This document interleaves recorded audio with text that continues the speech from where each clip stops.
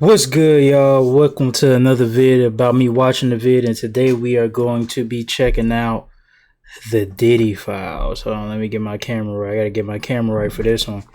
The Diddy files. Oh, buddy.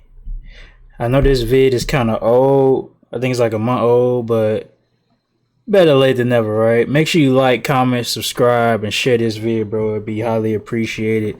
But yeah, let's get into the vid. The extremely powerful executive Sean Diddy Combs has had an ominous presence in the music industry for the past 30 years. From his suspicious involvement in the demise of Tupac and Biggie, his secretive ritualistic parties in the backrooms, as well as numerous This feel like a scary movie. accidental confessions has made the public pre-decide that he is guilty of all accusations against him. Not only have multiple women filed formal lawsuits alleging him of violent sexual assault and humiliation, but now the federal government raided his home as they investigate his involvement in a global sex trafficking operation. Technically at the moment he is not being charged of any crime, but any day now Diddy could feel the wrath of the American justice system. Today we are going to unearth the secrets he never wanted the world to know with the goal of determining one thing: did he do it or not? It's first very important to understand Diddy's potential involvement in the murders of Tupac and Biggie, because if you believe those allegations to be true, everything that happens afterwards makes total sense. In the mid-90s, Diddy, also known as Sean Puffy Combs, was in the middle of the infamous East Coast vs. West Coast hip-hop rivalry. It all began with East Coast rapper and Bad Boy Records signee, the Notorious B.I.G., versus his enemy, West Coast rapper and Death Row Records signee, Tupac Shakur. And it ended with both of them being assassinated via drive-by shootings. Biggie's murder remains unsolved. Bro, they were so young, bro. Like, I'm older.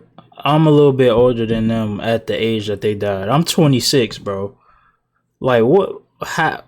Bro, that's insane. I think Tupac died at 24 and Biggie died at 25. But in 2023, we learned that Keefe D was the shot caller for the group of individuals that killed Tupac. Although we do not know the specific details as to why these two rap legends were killed, through all the theories, key information, and first-hand recollections from friends and witnesses of both murders indicate that Sean Combs had involvement in both murders. Biggie and Tupac were friendly and actually respected each other at first. Tupac had begun rapping in 1991 and within 2 years already had earned a platinum album. Biggie was a crack dealer who recorded freestyles for fun, until someone sent his tapes to Puffy, who signed him to Bad Boy Records for $25,000. Puffy was also able to use his status in the music industry to connect Big and Pac. Pac became a mentor to Biggie. He once even asked him to be his manager. I was there, nigga. I trained the nigga. He used to be under me like my lieutenant. The nigga, I used to come to New York. I used to do shows and let the nigga come on before I did Keep Your Head Up and Get Around. Because nobody knew the nigga in New York. And I used to tell the nigga, yo, if you want to make your money, you gotta rap for the bitches. Do not rap for the niggas. I told the nigga, don't rap for the niggas. Rap for the bitches. The bitches will buy your records and the niggas want what the bitches want. So all of a sudden he changed from... That's, bruh. And they still use that strategy to this day. They target the girls because the girls honestly, that's what Drake do. Drake targets the girls, and dudes want to attract the girls, so they gonna like what the girls like. And you target one and you still get both. Listen to party and bullshit. Listen to his style. He changed from that to Big Papa. Pac believes that Biggie used him as a blueprint, changed his whole style, persona, and music to be more aligned with Tupac. Many people speculated that Diddy also had a slight obsession with Tupac. He started dripping himself in Versace after Tupac did it first. He also got romantically involved in women after Tupac had ran through them first, like Sarah Chapman, who ran around with Tupac in the 90s and is now the mother of one of Diddy's children. Pac's claims aged like fine wine when recently the internet figured out that Biggie's most successful hit, Juicy, was actually stolen by a Mississippi-based artist called Notorious B.I.G., who released a song called Big Daddy a year before Juicy that sounds exactly the same.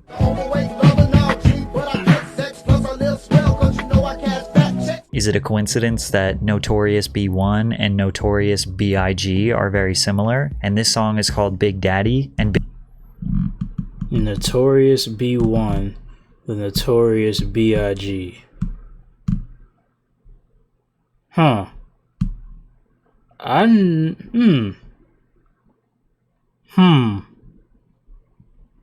Could be a coincidence, but it's a no pun intended. It's a big coincidence though.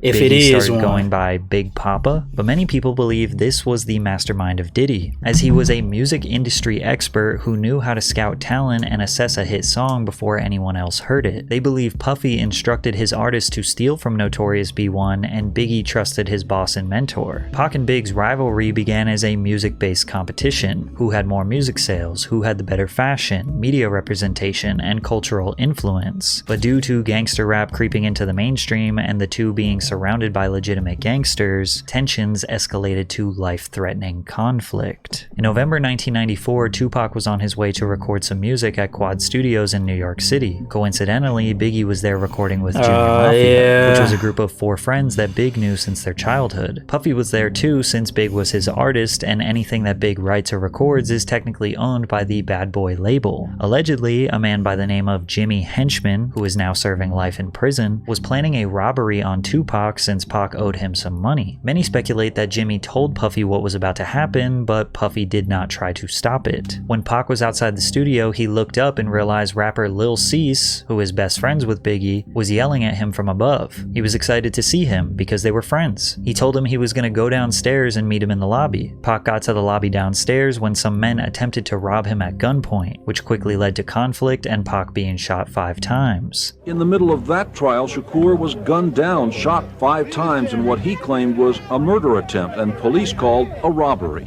As the police did their investigation, you can see Diddy looking around scanning the area with his head down. Keep in mind that after Tupac was shot, he got in the elevator and went upstairs where dozens of Bad Boy affiliates were located. Pac was interviewed by Vibe magazine detailing the night he was shot and the energy of the people around him while he was bleeding out. Because Andre Harrell was there, Puffy was there, Biggie, nobody approached me. I noticed that nobody would look at me. Ladies and gentlemen, please stay tuned. Oh, get out of here! With the devil. Get out of here! Andre Harrell wouldn't look This was the beginning of the end, bro. at me. I had been going to dinner with him the last few days. Puffy was standing back too. I knew Puffy. He knew how much stuff I had done for Biggie before he came out. Based on Tupac's words here, fans in the media believe that he was hinting that Biggie and Puffy might be behind the attack, which bothered Big and Puff since publicly at this point they were still friends. Tupac article had me pissed off, you know what I'm saying? And the rumors that's spreading is on some tip like we set him up, you know what I'm saying? And that's crazy. It's just ridiculous, you know what I'm saying? But I also understand that if you was shot 5 times, he got a sausage biscuit in his mouth. it's just ridiculous, you know what I'm saying? But I also understand that if you was to get shot 5 times, mine is just completely spinning, you know what I'm saying? You're real confused about your situation. So it'll cause you to say things that you really don't mean. To make things worse, a few months later, Pac was found guilty of sexual assault and would end up serving 9 months in prison. This gave him tons of time to think and reevaluate his life. To add insult to injury, Biggie released his iconic cutthroat track called Who Shot Ya, which felt like an obvious diss towards Tupac. But technically, it was recorded before Pac got shot, but it was marketed and released months after the incident. Regardless, the media developed the narrative that Big and Puffy set up the shooting and now released a diss record bragging about their hit, and Puff's full intentions were to stir up drama, as can be confirmed by the former president of Bad Boy Records. Biggie might not have thought that when he wrote the lyrics that it was going to be used for that, but the way it was marketed by the company and released in the succession of things that were going on that we were dealing with on all the levels that we were dealing, that record did what it was supposed to do. Yeah, like, bro, ain't nobody, I almost said though, ain't nobody crazy, bro. Like, it was clearly done and marketed that way, like bro just said, and it's like they tried to like play stupid. Now, Biggie, he don't really have no control over what get put out. That's all on Diddy, the diddler. That's all on the diddler, bro. Like, he in control, he the man, he the head of the snake. So it's like Biggie, if Biggie wrote it and recorded it, Diddy found a perfect record like, this will go great right here, because it's like he already think we set him up anyway, so we might as well. That's probably what he's saying. Oh, we might as well capitalize on it. They think we did it anyway, so we might as well step into it. Bad idea.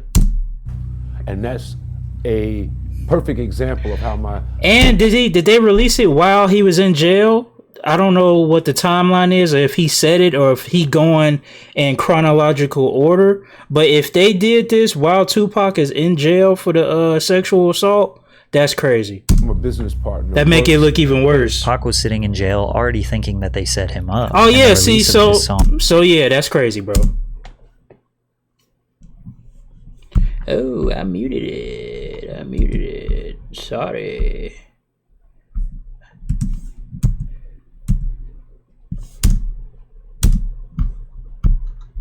Pac was sitting in jail already thinking that they set him up, and the release of this song was all the proof he needed. But this wasn't the only shooting that Puffy was involved in. It's also important to know that Tupac signed to Death Row Records while in prison after the label owner Suge Knight promised to use his money to get Pac released. As they were in the process of getting Pac out, Suge Knight and his best friend Jake Robles, aka Big Jake, were at the Platinum nightclub in Atlanta. Suge confronted Puffy at the club and was choking him. Puffy's bodyguard, Anthony Wolf Jones, steps in to defend him, and then things got out of hand. Next thing you know, shots are being fired and Suge's friend Big Jake was shot and killed. Whether or not Wolf shot Jake has never been confirmed, but Suge was holding Puffy responsible for the attack, which was enough to now ignite a feud between the two executives.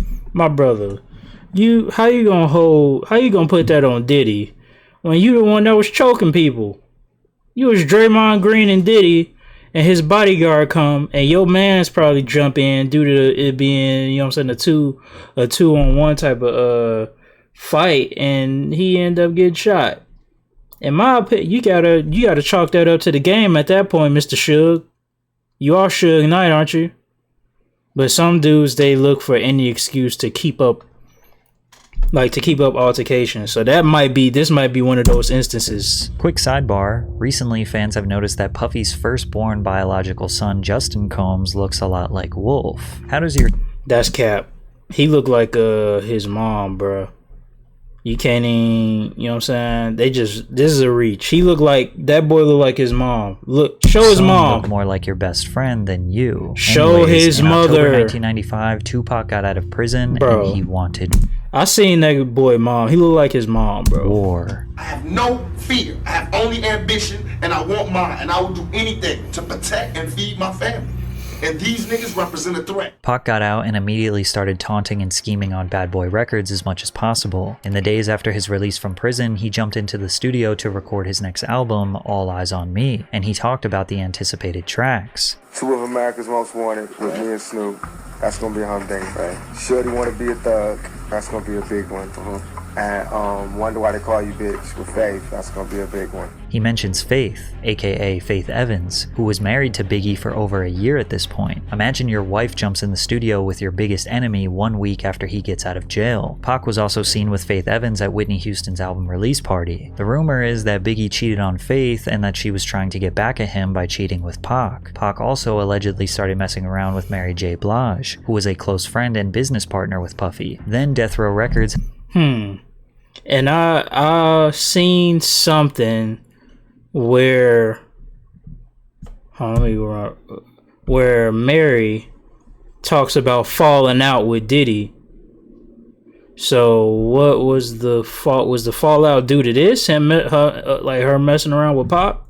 Around with Mary J. So he's like, you messing with the ops? Friend and business partner with Puffy. Then Death Row Records held a Christmas party in 1995 where a close friend of Puffy, Mark Anthony Bell, was mercilessly beaten and forced to drink urine after refusing to give Suge Puffy's mother's address. Tupac and Death Row did not let off the gas. At the 1996 Soul Train Awards, Biggie won the... Wait.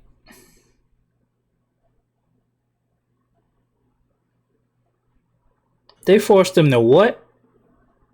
Drink what? How do you live after that?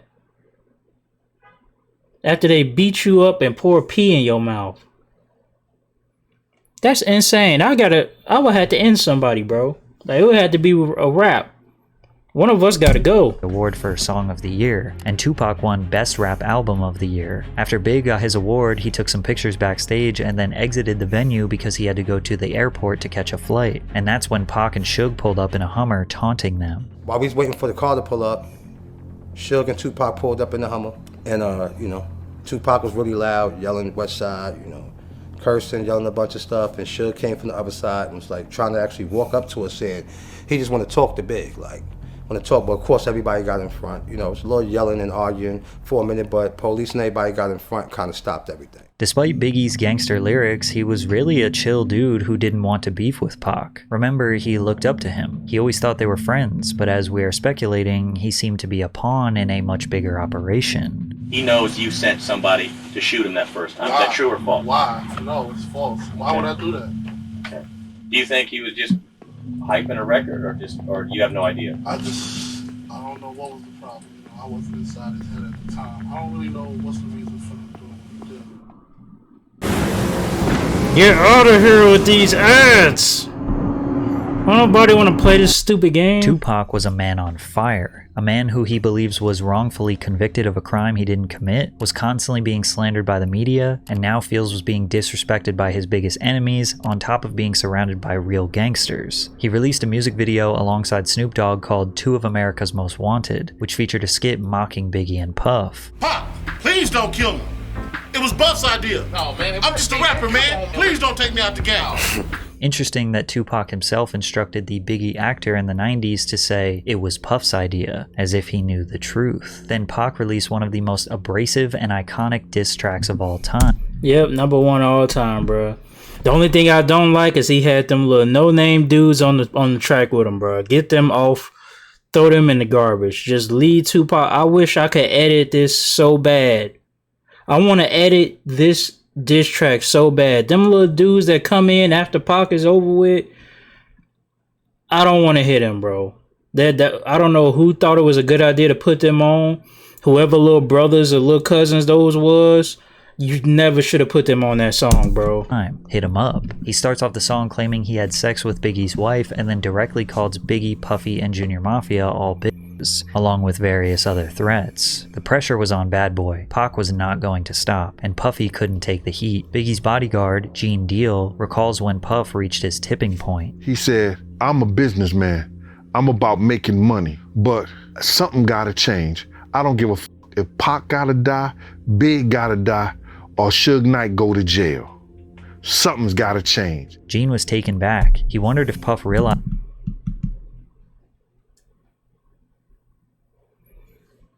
why Big gotta die?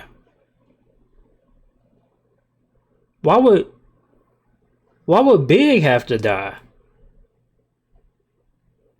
That's your #1 artist. I don't care if Pac gotta die. That makes sense. I don't care if Suge gotta go to jail. I don't know why you wouldn't just put die on Suge. This dude is just saying what the outcome ended up being. Biggie died, Pac died, and Suge went to jail. Suge is in jail as we speak.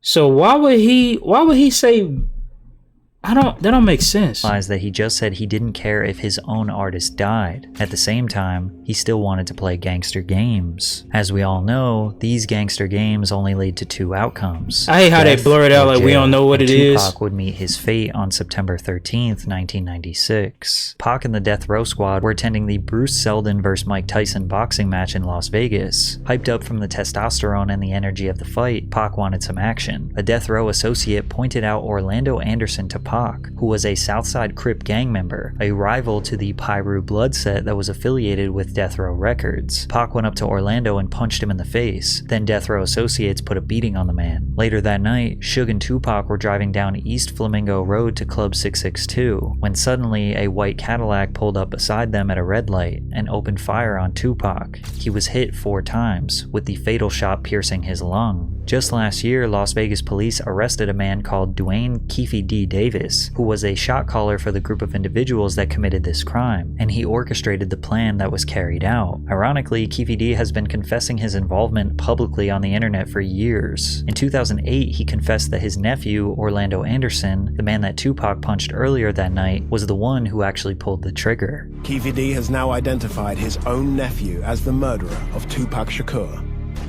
Bolstering Keefe D's claim was an informant in 1997 who told investigators that Puffy had hired the Southside Crips to kill both Suge and Tupac, and that the Crip who was jumped at the MGM was in the group that had done the hit. This was exactly the same story that Keefe D told us a decade later. Keefe also stated that Puffy offered them $1 million to kill Suge and Tupac. We wanted $1 million.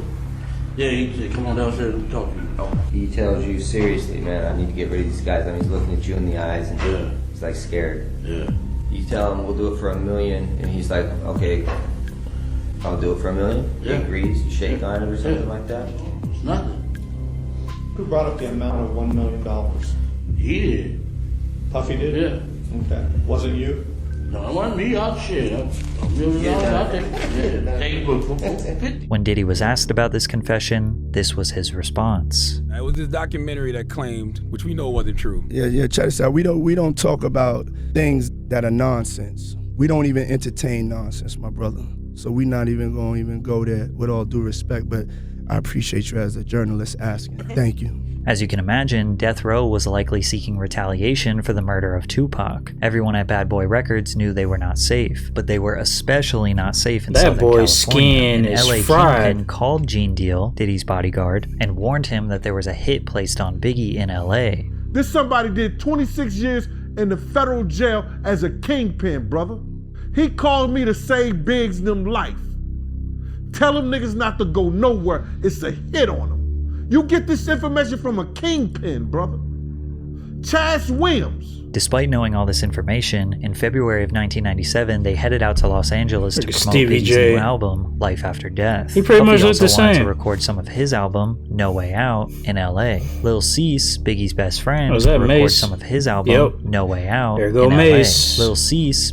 Is that Puffy Jada? also wanted to record some of his album, Is that No Way Jadakiss? Out, in LA. Lil No? Cease, Am I tweaking? Biggie's best friend, claims that Big wanted to be in LA. If he say go, we going. If he stay, we staying. Big wanted to stay. I always tell people that, yo, why everybody always go, why y'all was there so long, or why you didn't tell him to go home? He's the boss. We're here because of him.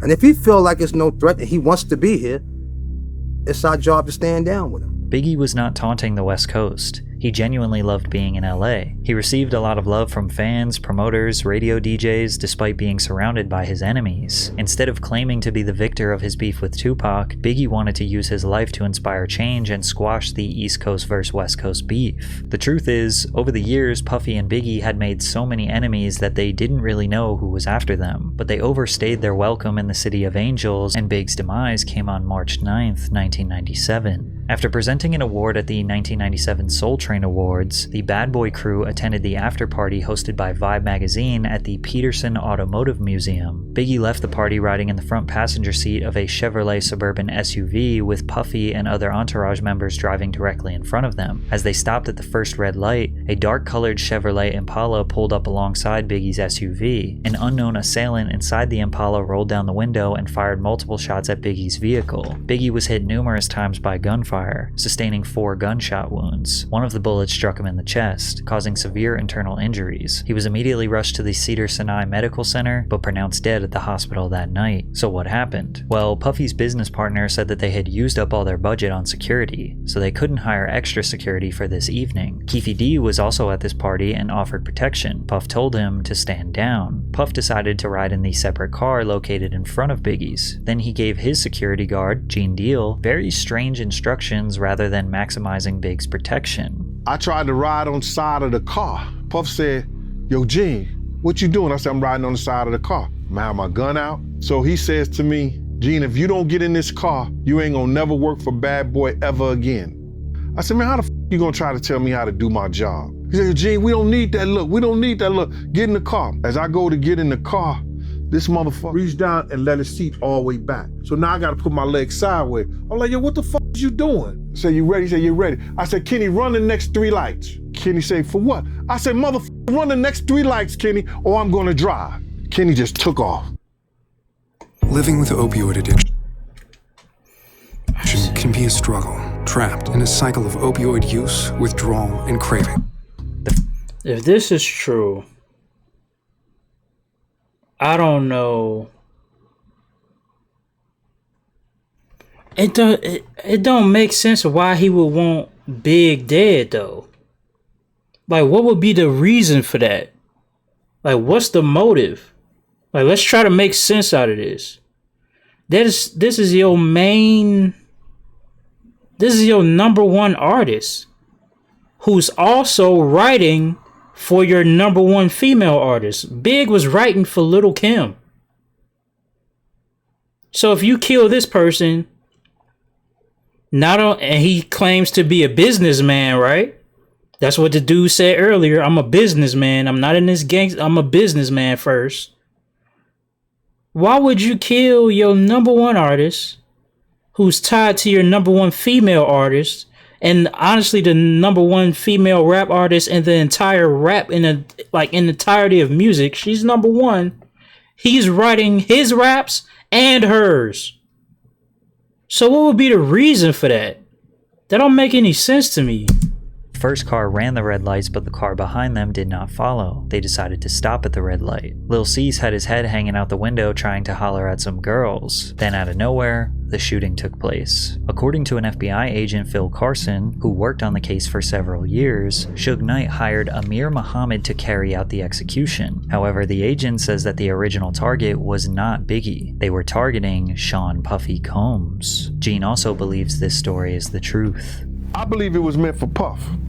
The people that tried to kill Puff that night, for whatever reason, because we had some beef with some Muslim cats in Soul Train too. For whatever reason, the people that's trying to kill Puff, Big became a casualty of Puff shit. When they rushed Big to the hospital, Lil Cease, who literally looked the shooter right in his face, gave a description to Gene. This is what he said. Little Cease at the hospital, he said a Muslim shot Big. And I said to Paul, with the blue suit, white shirt, blue bow tie, he said, Gene, how you know? I said, that motherfucker walked up to Puff car first. Lil Cease's description of the man matches up to what the FBI uncovered. All in all, to say that Puffy set up the murders of Pac and Biggie is not exactly accurate, but the origins of the beef and the escalation of the beef can most definitely be traced back to Puffy. Also, he definitely knew that danger was looming for Pac and Biggie and did not even come close to trying to prevent both of their deaths, because at the end of the day, Puff was the one who benefited most from them dying. Think about it from the perspective of Puffy the businessman. Tupac dies, that makes Biggie the winner. Biggie looks like the ultimate gangster who warned his enemy with a diss track and then got him killed. That helps feed into the persona and sell more records. Plus, with Tupac dead, there is no more competition. Biggie's inspiration, his idol, the dude who he copied everything from, can no longer defend himself from the grave. Now, we know that Puff didn't exactly want Big to die, but he wasn't doing everything in his power to protect him. Additionally, Puff saw how much money Death Row was making after Tupac passed. Tupac Shakur sold 67,000 records in the week following his murder.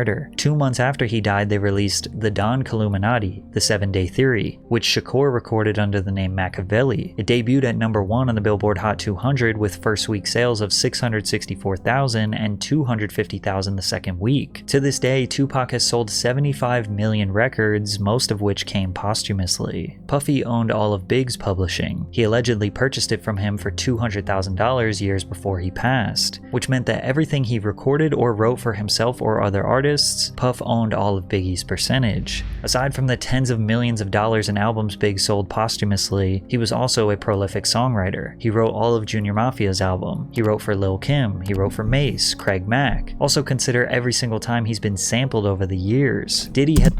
I didn't know he wrote for Mace, but I know once Big died, Mace took over like the writing. According to Mace. Like Mace started writing for, I think he said he started writing for Kim. I think, if I'm not mistaken. Making money off Biggie for more years than and Biggie all the was alive. other Junior Mafia There were even people. suspicions that Biggie was aware of how much control Puffy had over his music and tried to sign over all his new music to his infant daughter, but passed away before he could get the business deals done. Biggie's mother, Valletta Wallace, has repeatedly expressed her distrust of Diddy. The truth is, Christopher accepted the illusion of a friend and mentor for about $25,000. That's the amount Puffy lured my son with. That was a lot of money for Christopher back then as a 19-year-old. She continued by saying that she was glad her son does not have to witness that the very people that he thought he could ride and die with wouldn't think twice about using his mother. She added, I am glad that he is not here to see how they have used his image and his name. Diddy was filthy rich, extremely... And they probably ain't gave her a dime, bruh. They say that if Diddy was a stand-up dude, bro, okay, let's say it's me. I'm gonna put me in this situation. If he owned all of Big's publishing, he should have gave it all to his mama. I don't know why he had it in the first place, but since you got it, once they put Big in the ground, wait, was he still married to Faith at that point? I don't think so. Maybe not. They might not have been together. But who cares? It should have went to Big's family, whatever form of family that is. It should have went to his mama. It should have went to his kids. It should have went to somebody. It shouldn't be under Diddy. Period. Point blank. But I guarantee you, Diddy didn't sign over Big rights, bruh, to his publishing. I guarantee you he kept it. Powerful and evidently unpredictable. Imagine how easy it was to leverage his power in the music industry and his personal life. If you said no to him, in theory, he could blackball you, extort you, or maybe something more permanent. So consider that when we begin analyzing his history of suspicious behavior. I got my MTV out. Savage! I'm a savage! Oh! I'm a savage! Whatever I want, I'm going to get! Whatever I want, I have to get!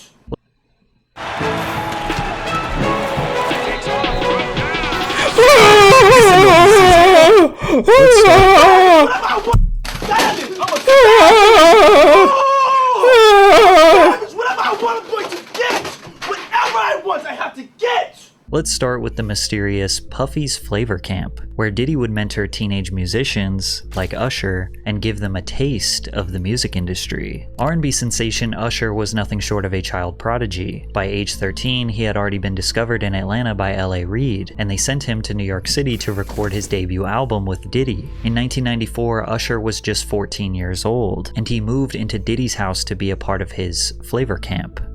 But hey, it was curious. I got a chance to see some things. Yeah, but you were 13. What were you seeing? I went there to see the lifestyle, right? And I saw it, and it was, but I don't know if I could indulge and understand what I was even looking at. It was pretty wild. So nobody tried to, some.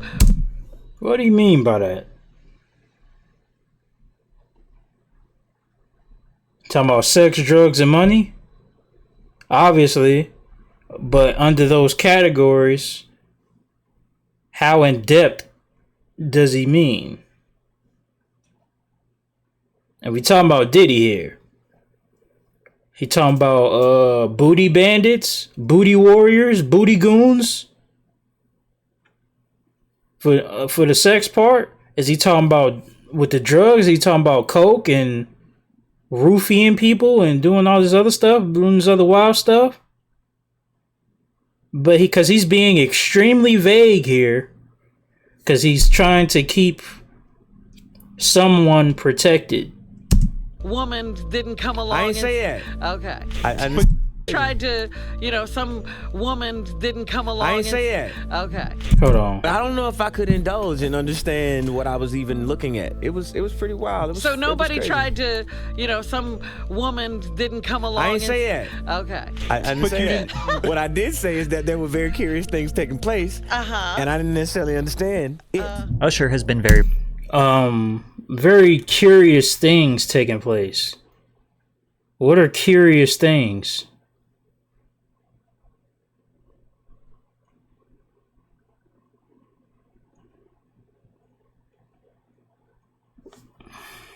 very reluctant to discuss what happened when he lived with Diddy. In a 2004 article with Rolling Stone, he said, "Puff introduced me to a totally different set of shit. Sex, specifically. Sex is so hot in the industry, man. While he was in New York, he lived at Puffy's house in Scarsdale. There was always girls around. You'd open a door and see somebody doing it, or several people in a room having an orgy. You never knew what was going to happen. Some people look at this as nothing short of grooming a young boy. One time, Diddy himself detailed what living with Usher was like. Back in the days when he was like 10 and I was a little bit older, his older brother, we used to fight over the Frosted Flakes. You know what I'm saying? Before pause was invented. You know what I'm saying? But it's my brother for real. We used to actually wrestle off of the Frosted Flakes because he used to always get them earlier than me. Now he's one of the richest stars in the world. And what the f did Puff just say? Even though Kevin Hart was just joking, he really was the only one that seemed to question what Diddy was talking about. But Usher looks kind of uncomfortable. Talking about when he was 10. Diddy is very comfortable touching other people, embracing them, calling them pet names. I heard, and you seeing it on cam. I heard Diddy is extremely aggressive. Like he's touchy-feely type, like in front of people. That's what I heard. I heard he's extremely aggressive. He's one of those dudes where it's like he gets aggressive and it's like he try to forces you into the yes. And almost always the other person's body language screams they do not like it. Man, you doing it, man. You deserve it, daddy. You put in that work. But Usher is not the only artist in the industry who may have been a victim of Puffy's flavor camp. Justin Bieber was also mentored by Diddy early on in his career. Bieber, just after his 15th birthday, spent 48 hours with Diddy. Diddy gifted him a Lamborghini Gallardo and let the world know why him and the teenager were hanging out. Where we hanging out and what we doing, we can't really disclose. Look at Usher. Usher is the reason for this, because Usher signed Justin Bieber, right? And he sent them to Diddy. He sent them to Diddy. You know that's why, because Usher got sent to Diddy. I think, who sent them to Diddy? Jermaine? Was it Jermaine? No, it wasn't Jermaine. He got with Jermaine Dupri after Diddy. Who sent him to Diddy? I forgot. But he clearly repeated the cycle and gave up Justin Bieber with his purple flannel. But this is like a secret weapon. Get out of here! By output, one of the greatest plugins that I've ever used. Shut up, respectfully. It's definitely a 15-year-old's dream. I don't have legal guardianship of him, but for the next 48 hours, he's with me. So and we gonna look how nervous he look. Buck full crazy. Combs seems to be acting strange, but Justin seems alright. At the time, he was still a young star, glamorized by the industry. 1 year later, his demeanor towards Diddy was much different. What's up, man? You good? I'm good. How are you? All right, young brother, everything's good? Everything's Selling great. out arenas and everything? Starting to act different, huh? No, You ain't been calling me and hanging out the way we used to hang out. Well, I mean, you try to get in contact with me, through all my, partners and whatnot. Mm-hmm. But I think this video is a joke, low key. I remember when this came out, because this is around the Diddy Dirty Money era,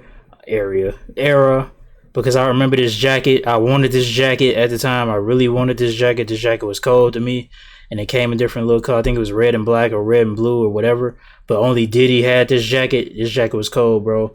But I think this video is a joke. It's clearly supposed to be like dry humor, I think, but who knows?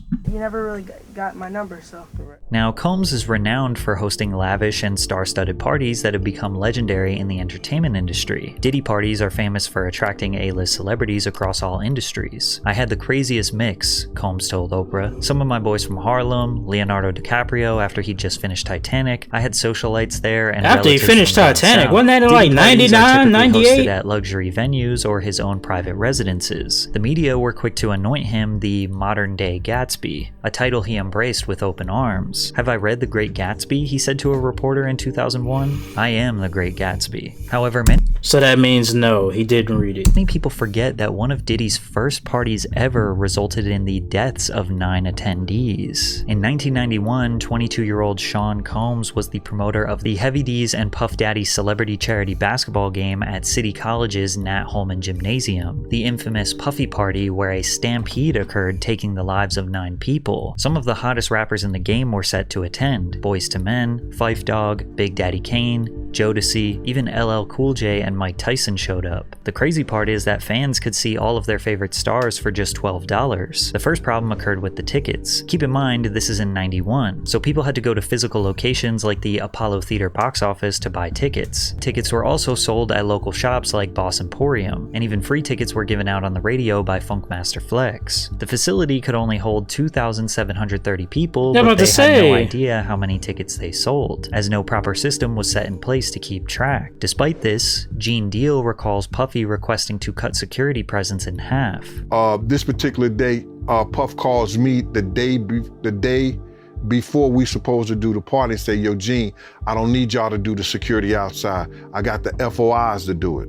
So I said, man, I just told 18 guys. He said, I just need 8, I just need 8. To clarify, the FOIs are Fruit of Islam members. One witness to the event said, "You cannot have an event like this in Harlem without those Muslims," said Oscar Davis, 32, of the Bronx. "Forget the police, they can't do nothing. The people in Harlem respect the Muslims." It was blatantly obvious that more people were outside than could actually fit in the gym. Despite the overcrowding, tickets were still being sold at the door, said Mario Salvaggi, bro, the they city gonna have police patrol 10,000 chief. people Fans in a... entered through 2 side exits and funneled down the stairs, through the doors into the gymnasium. But once LL Cool J and Mike Tyson showed up, all hell broke loose. Mobs of people started swarming from outside to rush inside, pushing people forward towards the glass doors. The glass doors I'm surprised only 9 people needed to died. be pulled towards the crowd to be opened. Guards tried to instruct people to fall back, but they wouldn't listen. The pressure became so great that the... This gets on my nerves, but it's like, bro... He said he had 8 people hired for security and then FOIs. They didn't mention the number of FOIs, but it's like, dude, if you got 5,000 people, what is 30 people gonna do? How 30 people gonna keep order when there's 5,000 of y'all? Forget 5,000. Okay, let's bring it to capacity of the gym. What did it say? 2,750? 2,750 people or somewhere around there, a little under 3,000, but you got 20 officers. What are you gonna do with almost 3,000 folks? Absolutely nothing. Glass doors shattered and people fell through them. Outsiders began stampeding and stomping over bodies to get inside the facility, but the problem just got worse as they needed to go down the stairs into the gym. Just because the people doors can't at the control bottom of the stairs themselves. also needed to be pulled open towards the crowd, not pushed into the gym. So hundreds of people were squeezed up against these doors in this tiny stairwell with no way to escape. People also notice suffocating. that these doors don't have any windows. So inside of the gym, people were having a great time. From the outside, you can hear them partying, playing music, and rappers shouting over the microphone. They didn't even know that just on the other side of those doors were people fighting for their lives. Eventually, they got the doors open. As much as 6 people were stacked on top of each other and began spilling onto the gym floor, finally relieving the pressure. People began trying to perform CPR on the ground. Someone announced over the microphone that 3 people died right there. This caused chaos, and That's the people sad, inside bro. the gym began trying to leave, stampeding back through You the go in there exact for a same good time stairwell and where you people meet were your trapped in the demise. first place. That's Police insane. identified 5 men and 3 women dead at the scene, and 29 people were injured. A 9th victim died in the hospital days later. All of them died from asphyxiation. 8 families of the deceased settled wrongful death lawsuits against Mr. Combs in early 1998. Mr. Combs ended up paying around $600,000 of a total $3 million or so. Now, clearly, this wasn't all Diddy's fault. Legally, the courts claim the city 50% responsible and the promoters 50% responsible. Regardless, death and dark energy seemed to lure around Diddy since his earliest days. From there, he kind of stopped throwing parties for the public and started to keep them private. However, over the years, disturbing rumors have spread regarding what happens during Diddy's parties, ranging from group sex rituals to casting couches where newcomers would secure their future. Shoot, Usher told you that. The biggest rumor is that aspiring male talent would need to pleasure other powerful men to advance their careers, and apparently it's an open secret in the music industry, which is why Shannon Sharp erupted in laughter when Cat Williams said, Cause P. Diddy be wanting the body. And you gotta tell him no. You got to tell him no. I did.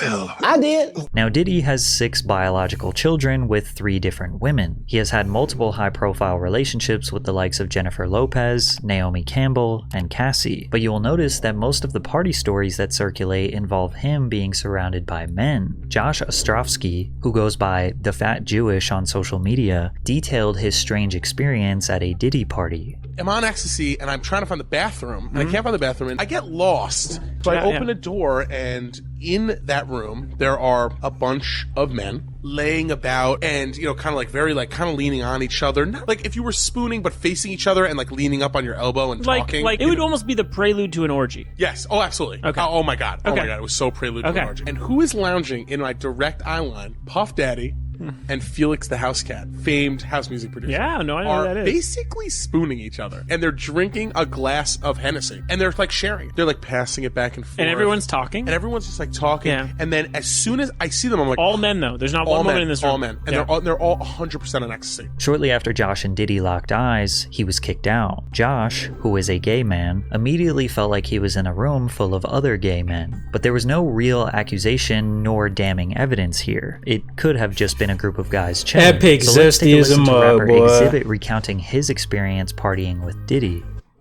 Amazing helps Bro. Anthony through night classes. Amazing starts at CSL Plasma. Donate plasma today and receive up to $700 your first month. You can help create medicines that save Wait, lives what this got to while do with making a difference in your graduation? own. CSL Plasma. Do the amazing. What that have to do with graduation? Donate some plasma and you'll graduate too. Florida, we got invited to a Puffy party, the New Year's Eve party. He invited us to the house because he wanted to go to the club after. Puffy calls me outside. He's like, "Hey man, that girl you know about?" He's like, that's the devil, man. You know what I'm saying? I was like, "What you mean that's the devil?" So we get into the truck. He said, "Let's go to this club." You know, we sitting there bopping to the music, and then she point over the corner. It's two dudes kissing. You know what I'm saying? I'm like, "The f is this?" And then she point another direction. It's another dude over there like butt ass naked dancing. You know what I'm saying? We take off, man. Based on X's story, it seems like Diddy brought him to a gay club. Or maybe coincidentally, Exhibit just looked at the only two gay couples in a regular club. 50 Cent also recalls one of the first times he met 50 Cent, he's a lot of things, but I never known him to be a liar. Diddy. We gotta kick it. This is Puff. Okay. He telling me we gotta kick it and shit. And he was like, "Yo, why don't we like go shopping or some shit?" I mean, like I pay for it. And I was like, "What the fuck this nigga just said?" It's a fruit pie. It's a fruit pie. Trust me. Now, there is no doubt that homophobia has been prevalent in hip-hop forever. However, some people are just simply not gay, and Diddy's actions make them feel uncomfortable. Like rappers Fabulous and Jadakiss, who were pressed by Diddy on a podcast that got really awkward really quickly. He began by repeatedly calling the host Nori Daddy. I got Mr. Lee. Yeah, I love this drink. Where you put my bag I like at? when you like this, Daddy. Yeah, where you put my bag Daddy, at, I like Mr. when Lee? you It's scrambling and right scraping for here. shit. No, I got I notes like and that. shit. You know, I've been practicing. Then he proceeded to ask Fabulous why he didn't want to party with him. See where I... When you scrambling and scraping, like resisting, like you mean like when someone's like trying to get away, when they're scrambling and scraping, like when you trying to force the booty on them and they like, whoa, wait, whoa, hey, whoa, hey, whoa, wait a minute now. And they start scrambling and scraping, like trying to get out of the room that you got them locked in. Like that. That's what you talking about? When they scrambling and scraping, like clawing the floor. Like trying to get away. Like that type of scrape. Why do you like that so much? Reminds you of home, huh? Allegedly. Where I became. Did you miss me though? For real? Because I'm saying it seems like a thing. I It's miss his partying birthday with party, Puff, man. I Man, miss but I'm partying talking about with for your birthday. Huh? Why won't you party with me for your birthday, man? Because I'm afraid. That's why. We partied for my birthday before. You came to my party. No, but me and you ain't never really party. You know what I'm saying? Jadakiss kept his head. You came to his birthday party, he said. What type of party you trying to have? He said, I had a birthday party. You was there? Nah, see, but that's not a party. So what's a party to you? Playing butt naked Uno? Like, what's a party to you, bro? Fab just said, you was at my birthday party last year. I just had a birthday party 2 months ago. No, see, that's not what I'm talking about. What are you referring to, sir? Looking straight down for almost the entire interview, and you could tell Fabulous was very uneasy about Diddy's presence. Look at him. When Diddy was confronted about it, this was his response. When you scrambling and scraping for shit. That's you, boy. With That was you. Cheetah print. What? You said, I like when you do it like that, Daddy. When you scrambling and scraping for shit. Hey, man. Nah. I mean, I was You don't go back and look at that stuff and laugh?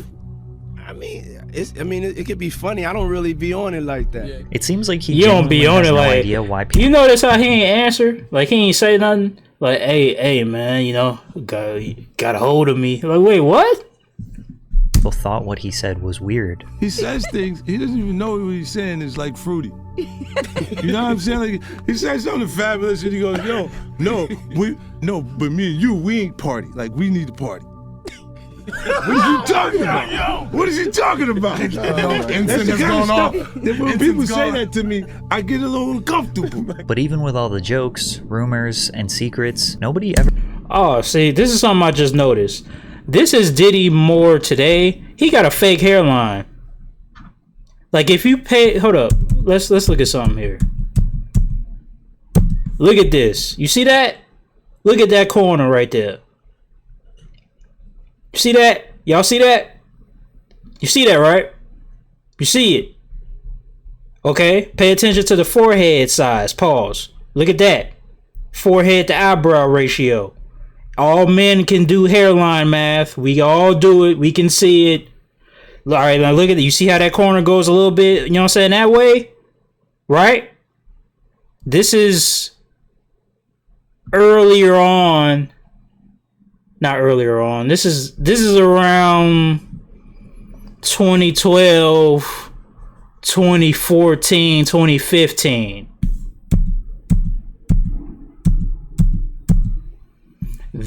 Look.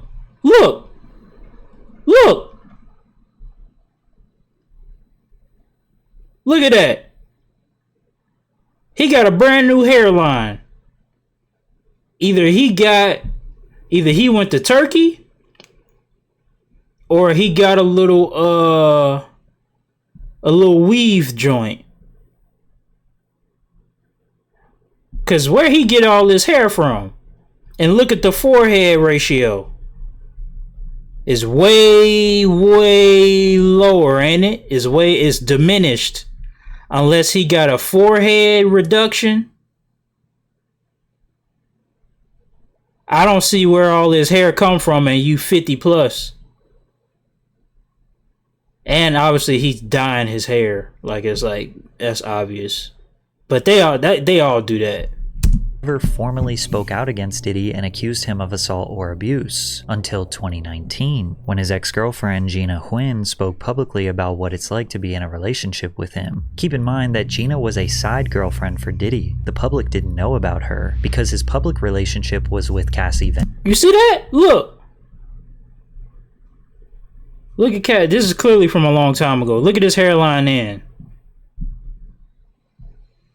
Way bigger forehead, pause. Who he had been on and off dating for a decade. He had caught me texting another man. She was like, cousin. He pushed me. She could be Cassie cousin or something. He stood over me. He avoided my face, but he started punching me on the side of the. Oh, she got herpes. Just covering my face. He stomped on my. She got herpes. Y'all see that? She got herpes. Stomach took the wind out of my breath. Is that herpes? Am I tweaking? Or is that herpes? I ain't never got no pimple on my lip before. I didn't got a pimple on my neck. I couldn't breathe. I didn't got a pimple on my chest before. Pimple on my arm. Pimple on my face, obviously. But I ain't never got no pimple on my lip. What's that? That's herp? She got herp. Maybe, possibly. Y'all let me know in the comments what y'all think that is. Pleading to him, can you stop? And he stopped for a little bit. He grabbed my hair from the back and was punching the back of my head. She also claims that she was pregnant with his child in 2014. You mind telling me what happened with that pregnancy? He was like, you're gonna get an abortion, right? I was like, I don't know yet. And then he offered me $50,000 to get rid of it, but I turned it down. Bro, what? I just I just loved him. Gina did not take the money, but she also did not have the child. 4 years later, He can't deny it. That's him. Gina goes.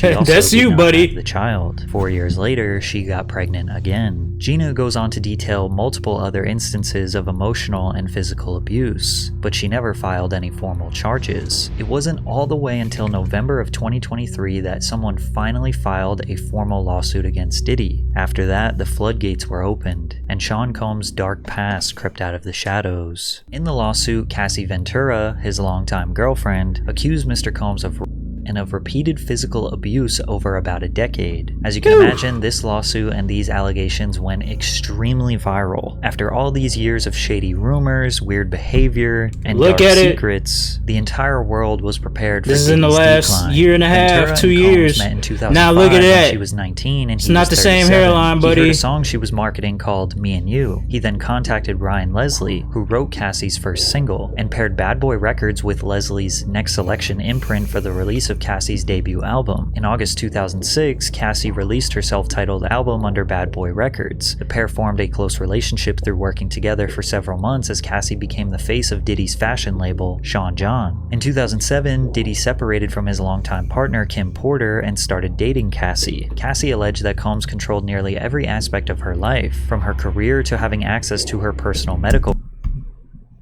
She was 19, he was 37. That's nasty work, bro. Nasty work. If all of this is a lie, this right here is the truth. And that's nasty enough for me. Send him to the gallows. Records. She claims he was frequently violent, physically abusing her multiple times a year, and that he often plied her with copious amounts of drugs, which made videos like this one seem awfully suspicious, where Cassie seems to be hiding from Diddy. What you gotta say now?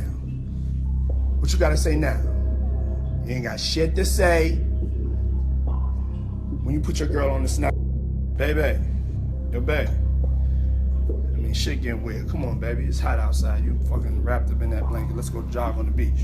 The court papers assert that others who worked with Mr. Combs helped him control Miss Ventura, like suppressing her music if she did not obey his orders, or by helping to conceal his behavior. But it wasn't just mentally controlling. He also often got physically violent with her. In one incident in Los Angeles in 2009, the suit says that Mr. Combs became enraged when he saw Miss Ventura talking to another talent agent, then pushed her into a car and kicked her repeatedly in the face, making her bleed. The suit also details Diddy's requests for Cassie to engage in his newest sexual fantasy called voyeurism. Combs forced Ventura to have sex with male sex workers in different cities, encounters she claimed he watched, pleasured himself to, and recorded. This is the allegation that likely opened up a federal investigation into him sex trafficking people. According to the suit, Mr. Combs called these encounters freak-offs, which involved costumes, like masquerade masks and lingerie. The lawsuit continues to detail some of the most horrific, embarrassing, and torturous behavior Diddy allegedly committed. Combs' lawyer, Benjamin Braffman, responded to the lawsuit on behalf of him. Mr. Combs vehemently denies these offensive and outrageous allegations. For the past 6 months, Mr. Combs has been subjected to Miss Ventura's persistent demand of $30 million,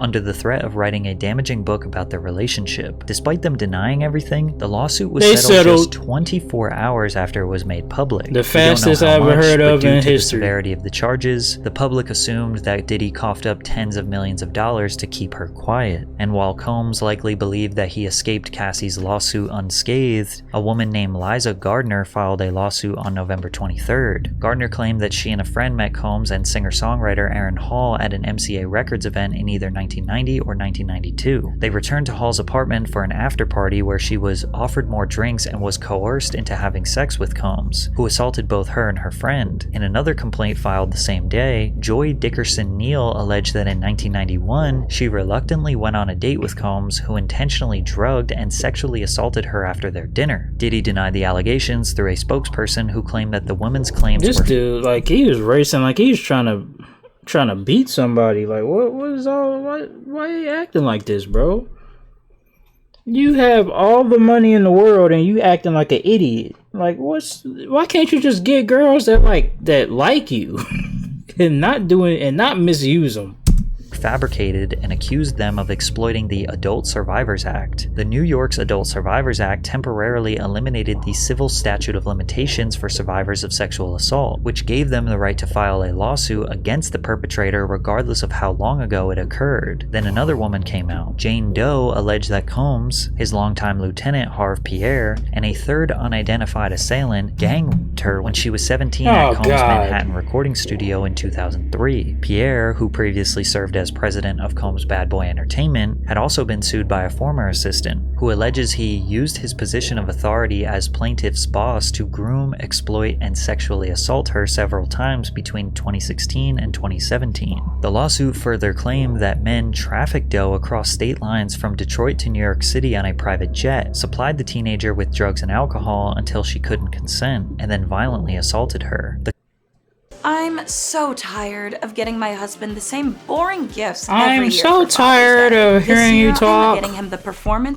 The complaint also included several photos that Doe alleges were taken at the studio that night, including one where she is sitting on Combs' lap. "Enough is enough," Diddy said on Instagram. "For the last couple of weeks I have sat silently and watched people try to assassinate my character, destroy my reputation and my legacy. I did not do any of the awful things being alleged. I will fight for my name, my family, and for the truth." But it wasn't just women accusing him. In February of 2024, Combs' former producer and videographer, Rodney Lil Rod Jones, filed a federal lawsuit against Combs, alleging Combs sexually harassed, drugged, and threatened him. According to the lawsuit, Rodney Lil Rod Jones lived with Combs between September 2022 and November 2023, during which he worked on Diddy's most recent album, the Love Album, Off the Grid. As Combs' videographer, Jones allegedly secured hours of footage and audio recordings of Combs engaging in illegal activity. The activity the suit alleges includes acquiring drugs, soliciting sex workers, providing laced drinks to minors, and sexual assault. Jones alleges that he was the victim of constant unsolicited and unauthorized groping and touching of his anus by Mr. Combs. Mr. Jones was forced by Mr. Combs to work in Mr. Combs' bathroom as Mr. Combs walked around naked and showered in a clear glass enclosure. In the lawsuit, Jones also alleges that Young Miami, who is Diddy's most recent girlfriend, was among those who were paid a monthly fee by Diddy to work as his sex workers. Jones believed Diddy was grooming him with the goal of passing him off to others. While on a yacht in January of 2023, Jones alleges he was introduced to Oscar-winning actor Cuba Gooding Jr., who proceeded to grope and fondle him until being forcibly pushed away. Alright, bro, you let Cuba do. Come on,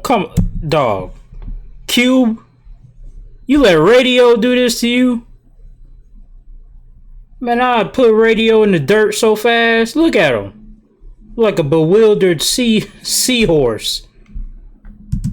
Who proceeded to grope and fondle him until being forcibly pushed away. Jones claimed that Diddy, who had dominion and control over Gooding Jr., failed to step in. Also in Jones's lawsuit, an unnamed rapper is mentioned as having been on Diddy's yacht, where they were allegedly seen consorting with underage girls and sex workers. This rapper is described as a Philadelphia rapper who dated Nicki Minaj. Clearly Meek Mill is from Philadelphia and dated Nicki Minaj from 2014 to 2016. That same unnamed rapper, also an unnamed R&B singer, and producer Stevie J allegedly engaged in sexual intercourse with Diddy. This allegation has people looking at that clip of Meek Mill in the pool with Diddy calling him daddy more suspiciously. Also, 50 Cent made some jokes about Diddy and Stevie J on Instagram, to which Stevie J responded with not denying the allegations, but challenging 50 Cent to a boxing match. They never denied anything. Fade, nigga. Fuck all that. Since it's entertainment, let me beat the shit out of you on TV or something. Don't duck that.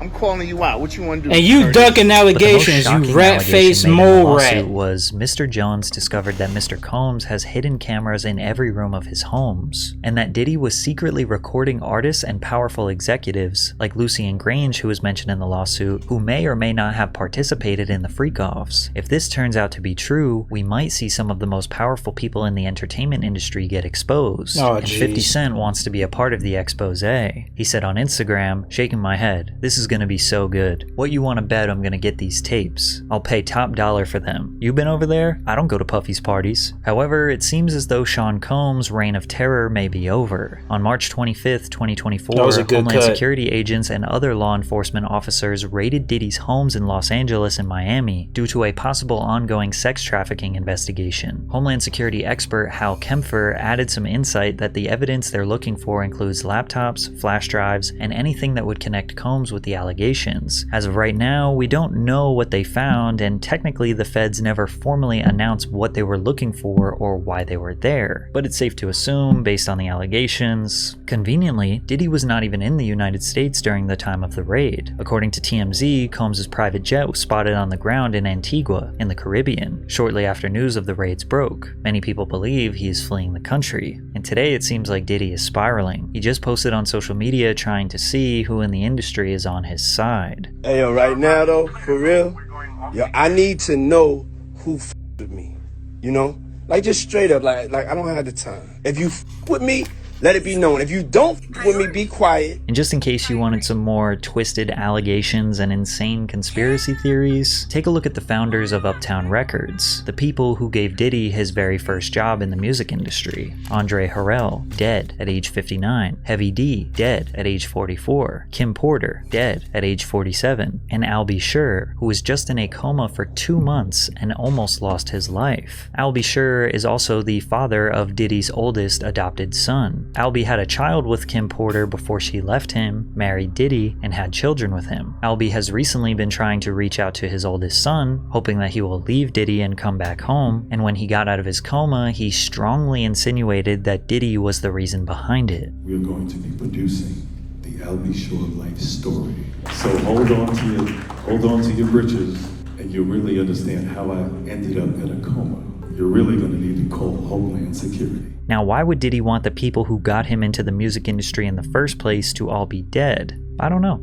Your guess is as good as mine. But it seems like almost everyone around Sean Combs for his whole career either dies, disappears from relevance, or speaks out against his devilish ways. Yet nothing bad ever seems to happen to him. He just seems to get more successful and rich. Is it a coincidence? Maybe. But for now, we will just have to see how this all plays out. Based on everything you have learned in this video, you probably think he is guilty. But as of right now, he is innocent until proven Diddy.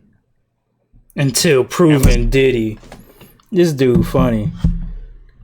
I like how he slipped in a few jabs in, bro. That's crazy. But yeah, y'all let me know what y'all think. He did a deep dive into Diddy's whole career and all his transgressions.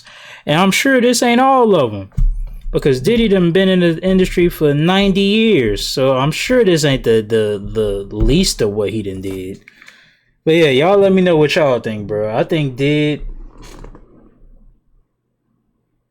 probably did it. He probably did it, bro. I ain't gonna lie. If he didn't do all of it, he did half of it. And if he did half of it, he's still guilty in my eyes. But yeah, y'all, Jesus, we've been recording for an hour? Oh yeah, let me get up out of here, bro. I appreciate y'all for watching this vid with me, man. And I'll see y'all in the next video. I'm out. Peace.